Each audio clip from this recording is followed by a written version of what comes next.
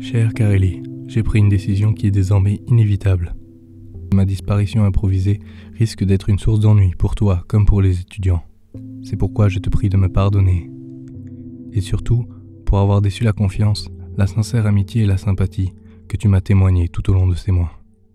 Je te prie de me rappeler au bon souvenir de ceux que j'ai appris à connaître et à apprécier. Je conserverai un heureux souvenir, au moins jusqu'à 11h ce soir. Et si cela est possible, même après.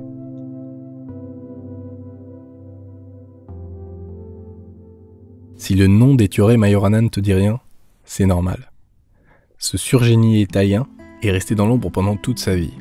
Et à l'âge de 32 ans, il a pris un bateau pour Palerme et on l'a plus jamais revu.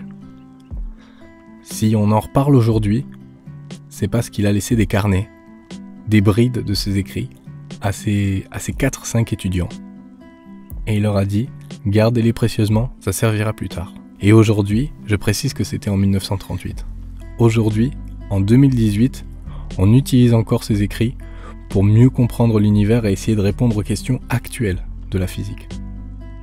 Ce dont parle Étienne Klein dans ce livre que je vais te présenter aujourd'hui, c'est de l'enquête qu'il a menée pour essayer de comprendre ce qui s'était passé et d'où venait ce génie à Majorana. Sa façon de faire, elle était plutôt classique, je trouvais, c'est-à-dire qu'il cherchait des archives, il allait recueillir des témoignages.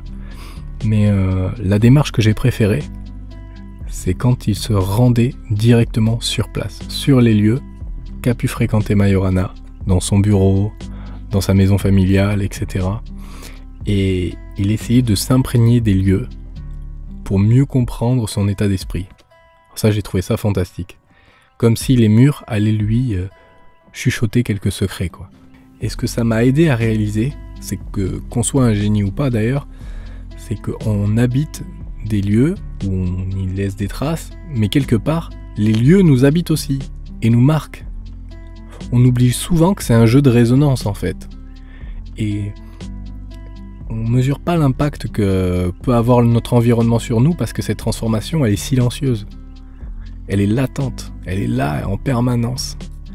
Et je pense que si tu as des idées noires, que tu tournes en rond et que tu es dans un mauvais état d'esprit, et bien que la meilleure des choses à faire, c'est de partir. C'est de partir, pas uniquement pour échapper aux obstacles qui sont actuellement dans ton environnement, mais aussi pour se laisser hanter par d'autres endroits, d'autres personnes qui vont avoir d'autres influences, etc. Et l'avantage de la vie nomade, c'est bien ça, c'est que, ok, c'est un mode de vie relativement précaire, mais on a ce contrôle-là sur le jeu d'influence que peut avoir notre environnement sur nous. Et si jamais on est dans un mauvais état d'esprit, etc., on peut toujours partir. Et pour finir, je pense que Majorana, malheureusement, il n'a pas eu cette chance. Pas parce qu'il n'a pas voyagé, hein, mais parce qu'il pensait trop grand. Il n'y avait aucun environnement avec lequel il pouvait rentrer en résonance, hein. Même les prix Nobel de l'époque ne comprenaient pas tout ce qu'il disait.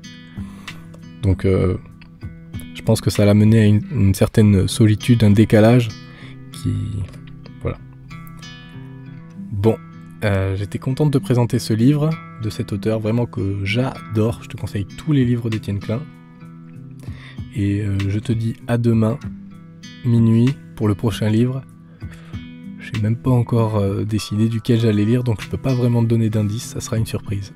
Salut!